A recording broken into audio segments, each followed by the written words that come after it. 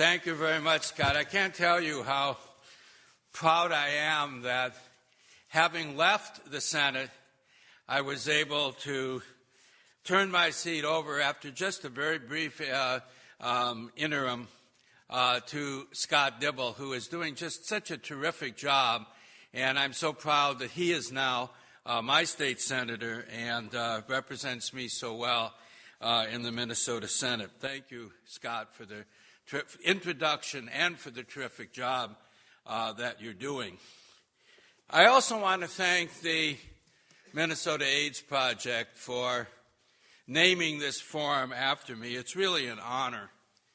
I have long admired the leadership and the advocacy of the AIDS Project, the work of Lorraine Teal and Bob Tracy and so many others who have worked to make the Minnesota AIDS Project one of the most effective AIDS prevention agencies in the United States. And it's a real honor for me to have this wonderful series, which tonight is just a tip of the iceberg. As you've heard, it goes on all year and does wonderful programming throughout the year. It's wonderful to have it bearing my name. When Bob Tracy asked me to talk at one of the Allan Spear Forums, I guess I thought that was appropriate in as much as it was named for me. But I did have some question about what I was going to talk about, because many of you have heard my war stories before. I've been retired for 5 years now, so most of my activism is in the past. But Bob assured me that many younger people don't know of some of the struggles of the early days of the AIDS epidemic, and particularly the stories of some of those individuals, some of those heroic people, really, who fought in those struggles.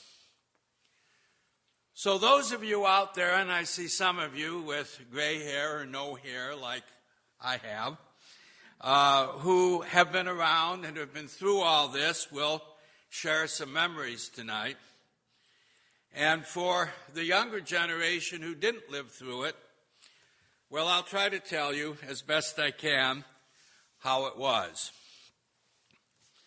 The story I want to tell tonight is primarily a story of how AIDS impacted the gay community when it struck in the early 1980s. Now, I realize that AIDS is not just a gay disease and that the story of AIDS is not just the story of gay people. Much of the work that AIDS activists are doing involve people who are not gay. Today, much of that work is centered on minority communities and people in the communities of people in other parts of the world. But gay people played an enormous role in the early history of AIDS, and AIDS had a tremendous impact on the GLBT community. It first struck hard in this country among gay men, and the impact was dramatic.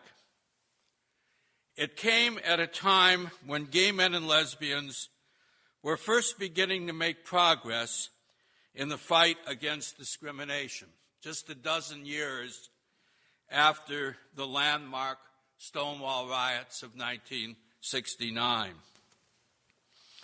The 1970s had been a heady time for the gay community. Gay people had, for the first time in history, started coming out in significant numbers. Thriving and highly visible gay communities emerged not just on the big coastal cities like New York and San Francisco and Los Angeles and Washington, but in places like Minneapolis and St. Paul too. And significant breakthroughs were made in gaining recognition. In 1974, homosexuality was removed from the American Psychiatric Association's list of mental illnesses. Non-discriminatory ordinances were passed in several dozen cities, including the Twin Cities. And gay people were elected to visible positions. In Minnesota, this began as early as 1971 with the election of Jack Baker to the presidency of the student body at the University of Minnesota.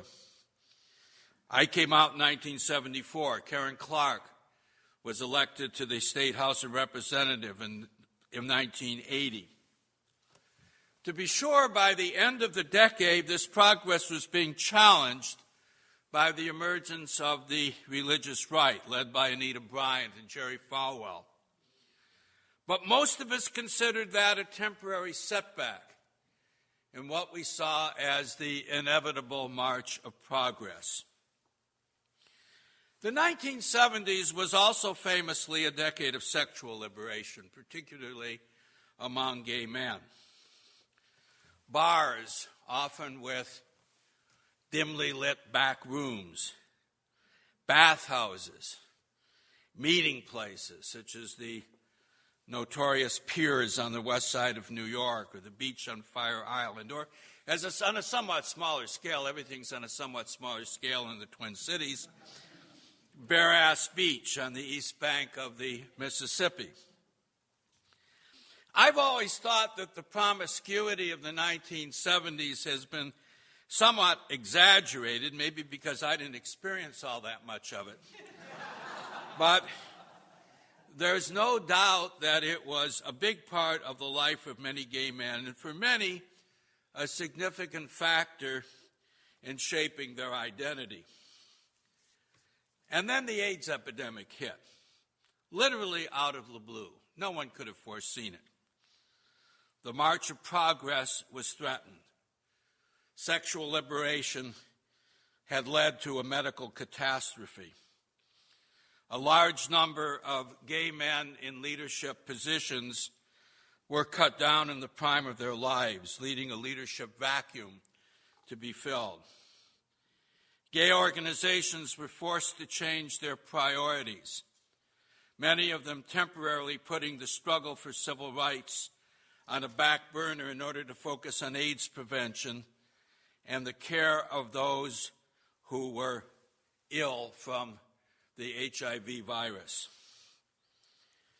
By all odds, the challenge of AIDS should have destroyed the emergent but still fragile gay lesbian community and movement. And yet, remarkably, it didn't.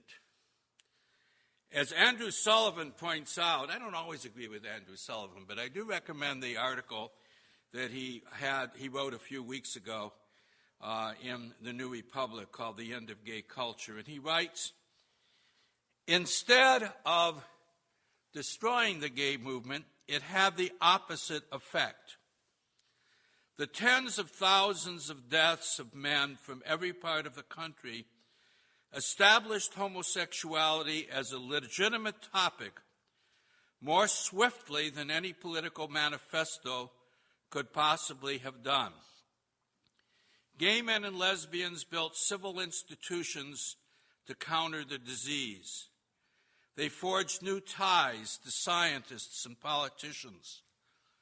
The emotional and psychic bonding became the core of a new identity. The plague provided a unifying social and cultural focus. This, I think, is one of the most remarkable stories in the history of modern American social movements. How a disastrous epidemic did not destroy the emergent gay and lesbian movement, but actually in the end strengthened it and made it a more significant player in American life. And it's this theme that I want to explore tonight, looking at how this happened in Minnesota and who some of the people were who made it possible. Let me look at two interrelated aspects of this story. First, the internal challenges that we faced as a community. And secondly, the outreach that we made to forge alliances and, when necessary, to fight enemies. Internally, one of the first questions we had to face was the question of the agenda. It was not immediately clear at first how big the threat of AIDS was. It struck hard in New York and San Francisco before it struck here, and no one knew at first how serious it was or how long it would last. Some of us clung as long as we could to the notion that the cause of the disease would quickly be isolated and a cure would be found. But as it became clear that that wasn't going to happen, we had to ask ourselves, should we drop everything else and concentrate on AIDS issues? Did inclusion in human rights laws, a repeal of sodomy laws, or election of gay people to public office seem so important anymore when thousands of gay men were dying? Should we focus exclusively on raising money for AIDS research and doing preventative work and helping care for the sick? Or could we do it all? The person who had the greatest influence on me in answering this question was Steve Endine. Some of you remember Steve. He had already left Minnesota in the early 1980s. He had been active here in the 1970s and was a major figure not only in the Minnesota gay movement, but in the history of the GLBT movement nationally. In the 1970s in Minnesota, he had pioneered the concept that gay men and lesbians could work effectively within the system and political parties through lobbying. He broke with the concept that had been prevalent in the very early days of the movement right after Stonewall, that gay people and the gay movement would have to exist as part of a radical counterculture. Instead, he said, no, we belong in the mainstream. Steve was almost single-handedly responsible for the passage of the Minneapolis St. Paul and St. Paul human rights ordinances in the mid-1970s. And he led the early efforts to include gay people in the state human rights laws. He was disillusioned after the repeal of the St. Paul human rights law by referendum in 1978. And he left Minnesota, went to Washington to head a group called the Gay Rights National Lobby, and ultimately to found the Human Rights Campaign Fund, now HRC. Steve was already in Washington when the AIDS epidemic struck, and I remember talking to him about it. Steve had partaken fully in the sexual revolution of the 1970s. And he told me that he didn't need to get tested to know that he was HIV positive. He said, I'm probably going to die of AIDS, but I'm not ready to give up the fight for gay civil rights. You know, he said, these are really two parts of the same fight. And that was the key point. You couldn't simply give up one for the other because they were too closely interrelated. American society responded to AIDS in the way that it did because of the way it regarded gay people. The efforts to prevent and treat AIDS were hampered by our lack of full recognition and civil rights. We could not effectively deal with AIDS unless we continue to fight for gay rights on every front. It took 3 years after AIDS was first reported for the President of the United States to even say the word. Our own state government was not much better. Imagine the reaction if AIDS had been a disease affecting white children or American legionnaires, as had actually been a case a few years earlier. How could we expect closeted gay men to come forward for testing and treatment when sodomy was still a gross misdemeanor in Minnesota? In addition to in 1985, we launched a major effort at the legislature to repeal Minnesota's archaic sodomy law. And in addition to the traditional arguments about victimless crimes, we added a new one. Dr. Frank Rame, one of the state's leading AIDS physicians, came over to the Capitol to testify that the sodomy law simply made his job more difficult. That so long as anal and oral sex were gross misdemeanors in Minnesota, it was that much harder to reach out, to talk frankly about the subject of safe sex, and to treat gay men at risk for HIV infection. This still didn't convince a majority of legislators, but it was clear that the two issues were intertwined. Steve Endine was right. We could not give up our gay rights activities in order to work for AIDS. We would somehow have to do it all. Another major internal dispute involved how we would deal with promiscuity among gay men. In the 1970s, many gay men had viewed promiscuity as a symbol of gay liberation. It would be very hard to give up, even in the face of deadly disease. Even long after the epidemic proved to be a major catastrophe, some gay men continue to regard any efforts to change sexual behavior as a surrender to the forces of Puritanism and reaction in American society. The best-known manifestation of this dispute involved what to do about the bathhouses. In San Francisco, this reached epic dimensions, this dispute over whether to close the bathhouses. Again, in Minnesota, it was on a smaller scale. We only had one bathhouse. But here again, a leader emerged. Brian Coyle had been elected to the Minneapolis City Council in 1983, just as the AIDS epidemic was coming to Minnesota. He was the first openly gay member of the Minneapolis City Council, and he was later to learn that he was HIV positive. But even before most of us knew of his HIV status, Brian took a firm stand in favor of closing the Locker Room, Minneapolis's downtown gay bathhouse.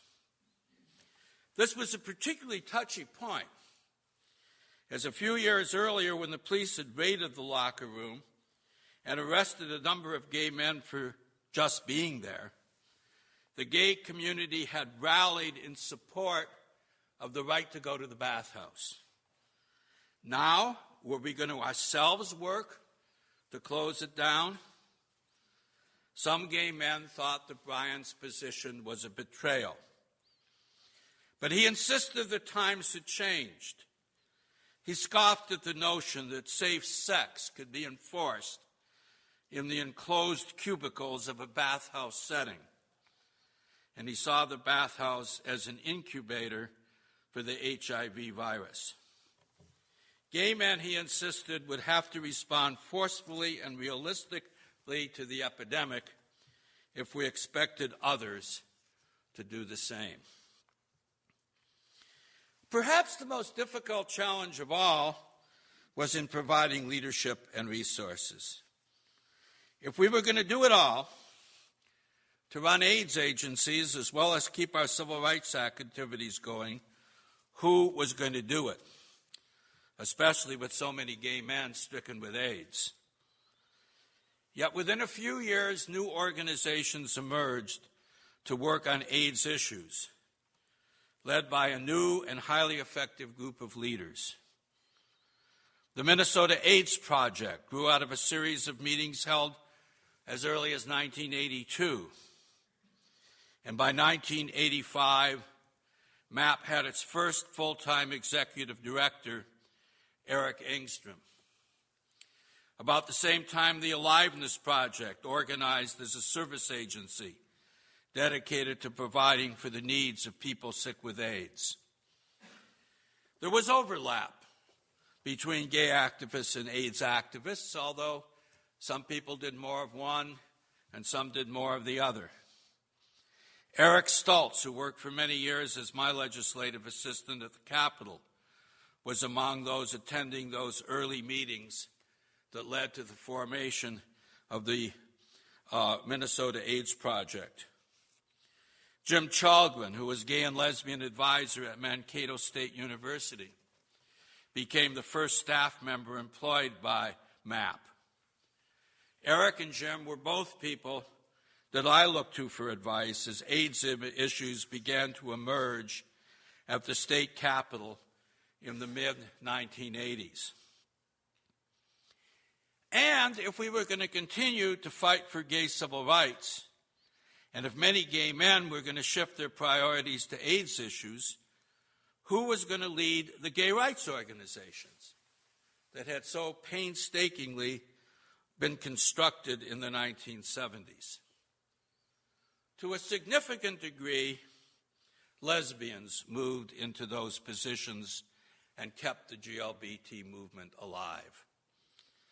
Now, in many ways, this was a remarkable development for those of us who had lived through the 1970s when relationships between gay men and lesbians were often very tense. I recall well how reluctant many gay men back in the 70s had been to share leadership with lesbians. Back in 1974, when a few of us were putting together the first gay political action group in Minnesota, an organization called the Minnesota Committee for Gay Rights, we were planning an organizing rally. We brought in some big-name outside speakers. It was going to be a big event, and about 2 or 3 weeks before, we were sitting around the room, and somebody scratched their head and looked around and said, "Oops, we don't have any women." So we scrounged around for some. And unsurprisingly, they resented being brought in at the last minute as window dressing. In the 1980s, that changed dramatically. Women were needed, and they took charge. In 1985, when we launched the campaign to repeal Minnesota's sodomy law, a campaign relevant to both gay civil rights and the struggle against AIDS, I recruited Julia Clausen to lead it, and she did so magnificently. A few years later, several gay community service organizations were incorporated into the Gay and Lesbian Community Action Council, which would later become Outfront Minnesota. A strong and effective woman, Anne DeGroot, emerged to lead it and has continued to do so for the many years since. The AIDS issue also required outreach to the medical and public health communities and to the political world. And I think it played a major role in moving the GLBT community toward a more integrative strategy that would lead it into the mainstream of American life. The trend was already running in that direction in the late 70s as the radical counterculture cast of the early gay movement began to give way to more mainstream approaches. But with AIDS, it accelerated. Now, I won't try to speak about the alliances that were forged with the medical profession because I was not in the midst of that, and others can talk about that with much more authority than I can. But I was in the center of the efforts in Minnesota to sensitize the Minnesota legislature about AIDS issues. And I do want to spend a few minutes talking about that. It was sometimes a rocky road. I think that the reaction of politicians to AIDS divided into 2 phases. First, most politicians attempted to ignore it And secondly, they overreacted. For the first couple of years, it was hard to get anyone to pay attention. Some of you may recall that when AIDS was first detected, it was dubbed a disease of the 4 H's: homosexuals, heroin addicts, hemophiliacs, and Haitians. Now, I'm not sure how Haitians ever got in there, and the Haitian connection was quickly debunked. But of the 3 remaining groups, the only one that was sympathetically regarded by most Americans, were hemophiliacs. And they were a tiny group, often set apart from the others, referred to as, quote, the innocent victims. The implication, of course, being that the other 2 groups asked for what they got. It was not accidental that the first major federal bill to provide money for AIDS was named for Ryan White, a hemophiliac. It was the Ryan White Care Bill, not the Rock Hudson Care Bill. For many politicians, gay men and drug users were complicit in their own illness. If they just didn't lead those kinds of lives, all this wouldn't have happened. Helping them was a low priority. Then a couple of years into the epidemic, something happened. Articles started appearing about the coming heterosexual AIDS epidemic. AIDS, it was said, was about to make a giant leap over into the heterosexual population. Everyone was at risk. Drastic measures were needed. At about this time in the mid-1980s, the Senate held a rare closed session for members and staff to hear experts on AIDS tell us what we faced. Now, in many ways, this was a very positive experience. Dick Hansen and Randy Hemmingson, 2 gay men from rural western Minnesota who had AIDS, spoke movingly. They put faces on what to many legislators was an abstraction, quote, victims of AIDS. And they demonstrated that AIDS was not just a problem of big cities. Spokesmen from the Department of Health called for funding for prevention and patient care and suggested some reasonable policy proposals. The most dramatic presentation came from the state epidemiologist, Dr. Mike Osterholm, who, along with many of the other experts of the day, was at that time predicting a spread of AIDS into the general population, something, of course, that never fully happened in the way that they were predicting at the time. Osterholm's contribution to the debate was, in my judgment, something of a mixed blessing. On the one hand, it lit a fire under the legislature and helped persuade them that they could no longer ignore AIDS. But on the other hand, his prognosis was so alarming that it contributed to a series of draconian proposals that dominated the legislative agenda for the next several years. Now, I should say that Dr. Osterholm himself did not support most of these proposals. But the logic of his argument, I think, in some ways led to them. If AIDS, a disease which at that time was always fatal, threatened the entire population, then it had to be stopped, regardless of individual rights, regardless of civil liberties, regardless of what it took. And the battleground became mandatory testing, AIDS reporting, quarantines for non-compliant carriers, even criminal penalties for the knowing spread of AIDS. Beginning in the late 1980s, there was some sort of action involving AIDS every year at the legislature. A number of legislators began to develop expertise in the area. Representative Karen Clark and I, as the only gay legislators, were in the thick of things, but we couldn't do it alone. In addition to our other legislative responsibilities, we're still fighting the gay rights battles, the unsuccessful attempt to repeal sodomy in 1985, and by the end of the decade, another all-out effort to pass a statewide gay rights bill, which ultimately culminated in the successful It's Time Minnesota campaign of 1993. On the AIDS front, we received invaluable assistance from legislators who specialized in health care issues, most notably Senator Linda Berglund and Representative Lee Greenfield. When Democrats controlled the legislature, Linda and Lee regularly presided over the Omnibus Health Care Conference Committee at the end of every session.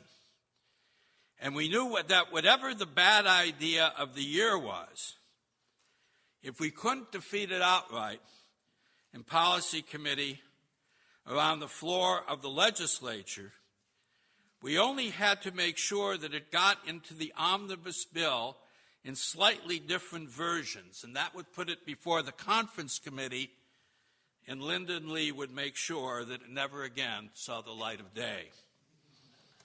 By the way, for those of you out there who are good government types and think that every proposal deserves an up or down vote and that parliamentary maneuvers defy good democratic procedure, be careful what you wish for.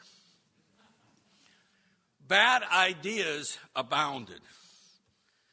In some cases, we could not kill them outright, and we had a compromise.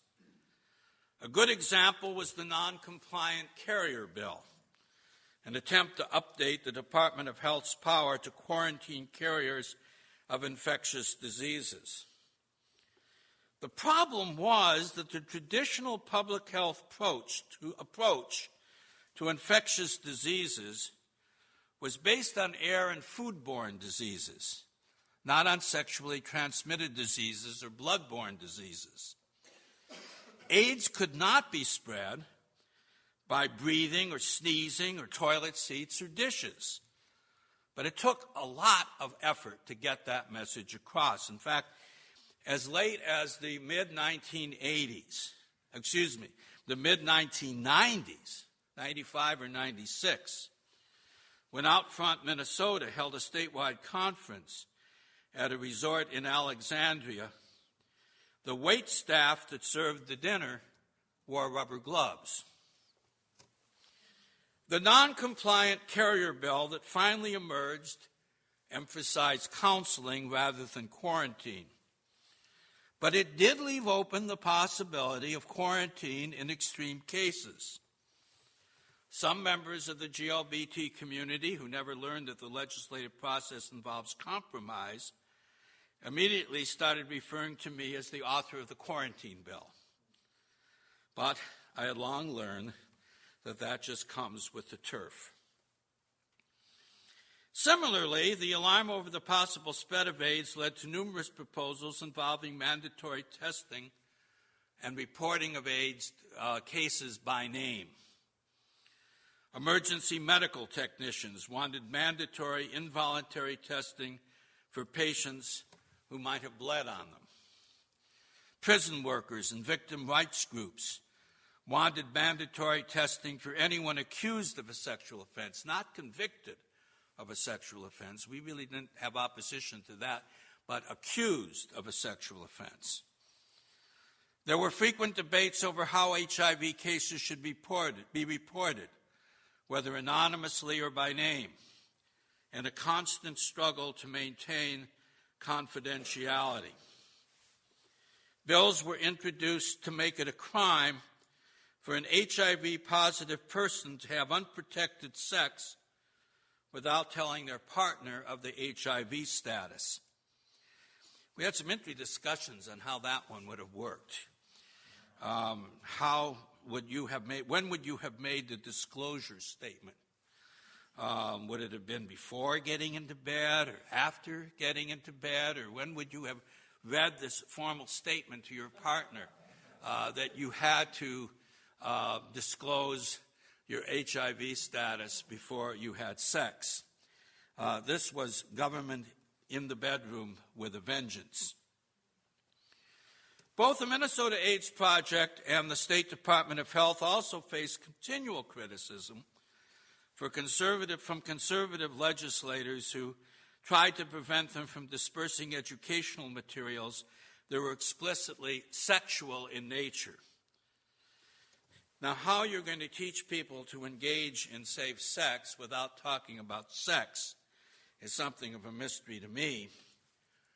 But the religious right apparently preferred AIDS educators to simply tell people not to have sex at all.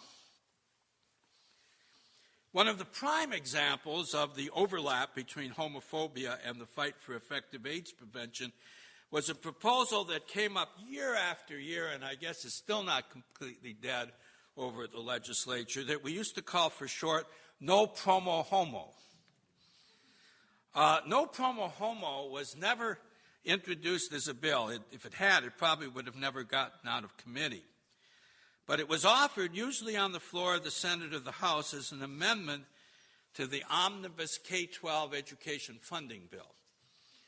It varied slightly from year to year, but usually what it said was that no public school in Minnesota could implement a program, activity, or curriculum that taught homosexuality as a positive lifestyle alternative.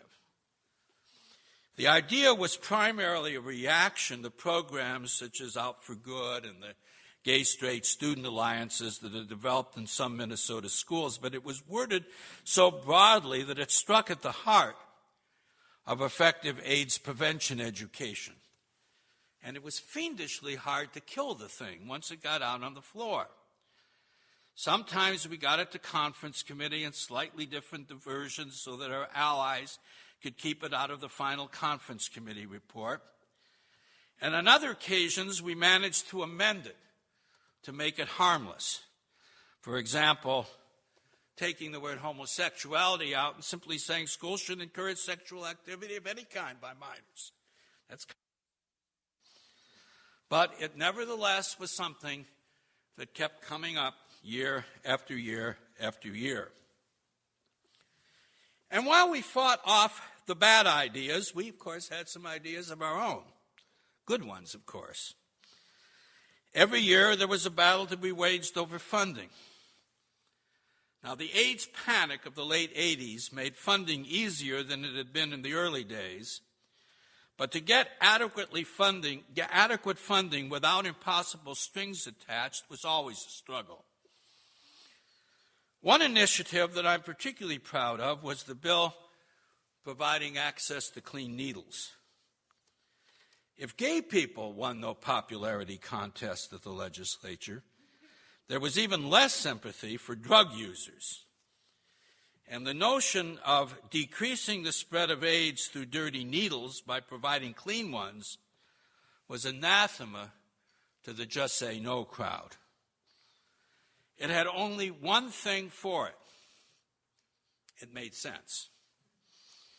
County Commissioner Mark Andrew had secured funding in 1994 for a pilot clean needle program in Minneapolis administered by the Minnesota AIDS Project. But state law prohibited pharmacists from providing needles and syringes to people they suspected of illegal drug use.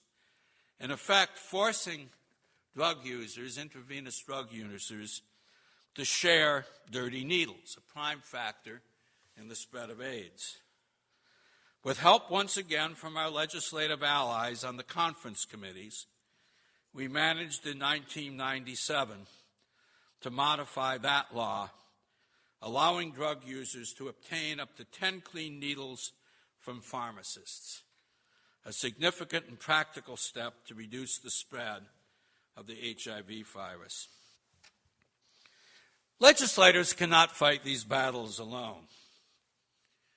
They need community organization and leadership to do it. We learned that lesson well in the 20-year effort to pass the state GLBT human rights law. Back in the 1970s, we had come very close to passing that law, but when the religious right mobilized against us, We did not have the organization or the resources to fight back. By the early 1990s, under the leadership of Ann DeGroot and what was then the Gay Lesbian Community Action Council, we had formed its time Minnesota, developed support groups throughout the state, forged alliances, and this time we won. The AIDS initiatives, too, were possible only because of the help that legislators like Karen and Lee and Linda and I received. In the early days, we got a lot of help from the State Department of Health. I can remember when Mike Moan virtually camped out of my office for days at a time. MAP did not have a full-time presence at the legislature in the 1980s. But when we needed them, they were there. Eric Engstrom was a phone call away and provided invaluable assistance. When Lorraine Teal came on board in 1990, she immediately began showing up at the legislature and providing us with the help that we needed in lobbying. But the real catalyst for action on AIDS at the legislature was Bob Tracy. From the day that Bob began as a lobbyist for MAP in 1994, the AIDS cause had a skilled, fully dedicated professional working as many hours as it took on AIDS-related bills. In my pantheon of heroes, Bob rates right up there with Steve Endine and Brian Coyle and others, with people who can be held out as models of how the GLBT community, and in fact any minority community, can get things done. It's no secret that I'm an advocate of the inside approach to social change. I believe that progress comes primarily through working within the system. Bob Tracy was a master and is a master of that approach. He has the patience to learn how things work, the dedication to make long-term commitments, and the understanding that change most often comes incrementally. Once Bob took over the management of the AIDS agenda at the legislature, I could breathe a sigh of relief, for I knew that the cause was in good hands. You should all be proud of the job that he has done. When I retired 5 years ago, I was asked in interviews a lot of retrospective questions. What has changed most over 30 years? What has happened that you least expected? Certainly the AIDS epidemic was a catastrophe that none of us 30 years ago could have expected. But what I think was also unexpected was how the GLBT community reacted to it. The resiliency, the courage, the ability to adapt without changing basic course in the struggle for full human rights. We lost friends and colleagues whom we will never forget. Yet new leaders emerged to continue the fight. Women came to play vital roles in every aspect of the GLBT and AIDS movement. We need to remember those who have contributed so much, those whom we have lost: Steve Endine, Brian Coyle, Jim Chalgren, Dick Hansen, Randy Henningsen, and those who are still very much with us: Karen Clark, Ann DeGroot, Lorraine Teal, Lee Greenfield, Linda Berglund, Bob Tracy. These have been and still are our guiding lights. Thank you very much.